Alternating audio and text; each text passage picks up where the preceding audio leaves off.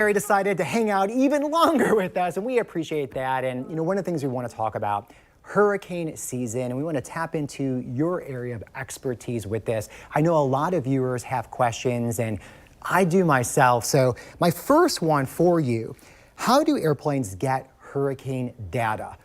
Oh, we've got a couple of ways.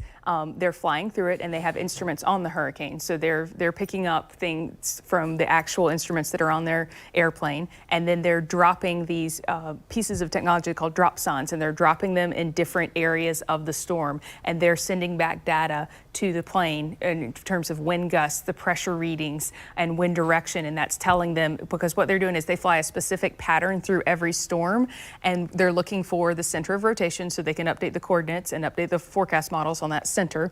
And then they're also looking for the highest wind gusts and the highest sustained winds and the lowest pressure. And so that's all part of what they're measuring. Now we add into that the cool satellite upgrade we got a couple of years ago, and they have different forecast models that look at the sea foam that's being generated and help calculate the wind speeds just based on, because we have this really great picture now and we can use all those tools. And then how is a plane actually able to do that though? Actually fly through those conditions and stay on track, on course. And so last year they all came to the Brunswick Airport, and you could walk through and see how they were built. And when airplanes, if carefully flown, can withstand those wind speeds, they fly faster than that sometimes. Yeah. And so they're just really well trained. And when you talk to the pilots that were flying them, they're like, when the plane gets quiet, something's wrong.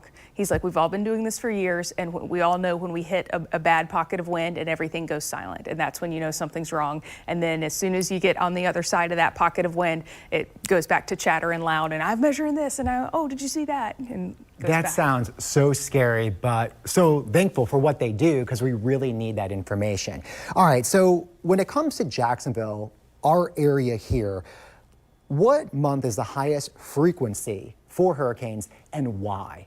And so we talked about this yesterday at 5:30, because yesterday was the statistical peak for the Atlantic season. And what that means is that yesterday typically has the highest number of named or numbered systems in the Atlantic. And so it seems like a really scary date, but the scarier days for us are in early October, because that's when when we see the most landfalls in Florida of major hurricanes. We've had 17 Category 3 or higher hurricanes make landfall in Florida, and 10 of those were in October.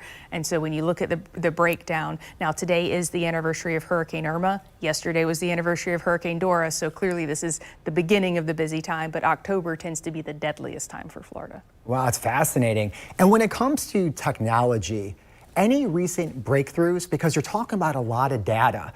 How are we able to collect all this and project what will happen? And so three big things have happened recently and are still happening. The first was the satellite upgrade. And so it basically went from a television picture where you had to get up to change the channel, that quality television picture, to high definition. That's how big of an upgrade we made with our satellites. Then we also started storm surge modeling, and this is huge for our area. They had never mapped the entire state of Florida in terms of what you can expect with the landscape. And so now we have this storm surge forecast model specifically dedicated to that, and they're tweaking it all the time. And so we've had that for about 3 years. It's hitting a sweet spot with accuracy based on the tweaks.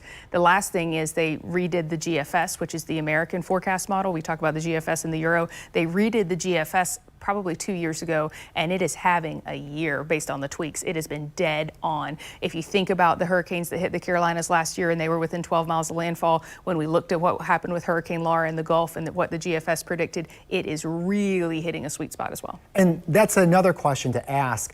When they get closer and you see all those models, it looks like spaghetti was just thrown on Florida. Why do you get a couple rogue ones way out on each side and then you get them in the middle?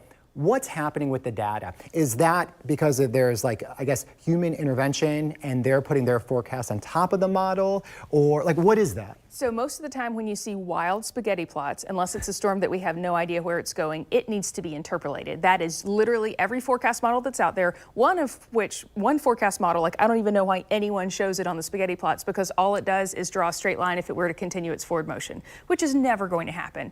And so different forecast models have different values, and they they play on different, and they use different, and they weight atmospheric elements differently. And so one forecast model may be more sensitive to cold fronts, and one forecast model may be more sensitive to how strong the air is going to be around the Bermuda High. And so that is what makes them different.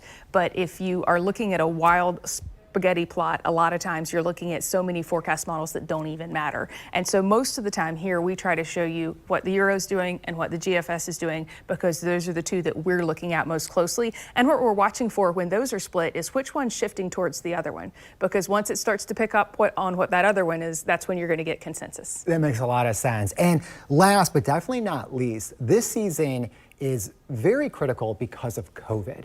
So what are some concerns that we should be watching out for? And so it started in the spring when we saw tornado shelters not being opened across the Midwest. And so I started calling our emergency managers, because we have a great relationship with our different county emergency managers. Hey, what if this is still something during hurricane season? So they've been talking about this since March.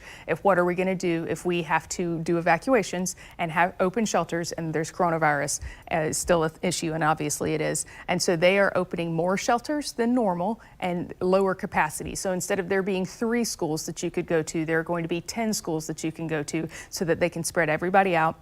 They're making COVID specific shelters. If you have a temperature, if you've come into contact with someone, if you're quarantining for some reason because of travel, you're going to go to that shelter, which you'll be even more spread out. You're going to have to include things in your hurricane kit this year that you didn't, like hand sanitizer and face masks. You're going to have to wear face masks if you go to a public shelter. And so what they're telling people is maybe think about your hurricane plan a little differently this year. Maybe identify a person that's already in your bubble that you can go to their house if they're not in an evacuation zone. But it does all start with, do you know what evacuation zone you live in? Yeah, again, thank you for all of your time and information. This is really important stuff to know, especially with COVID. And, you know, as soon as we start to get a system approaching us, we have the alerts, we're very proactive, we want to make sure everybody has the right information. With COVID, you have to be even that much more prepared, you know. So again, thank you, we appreciate it. Stick around, we still have more. Right now we're going to send it over to Rans.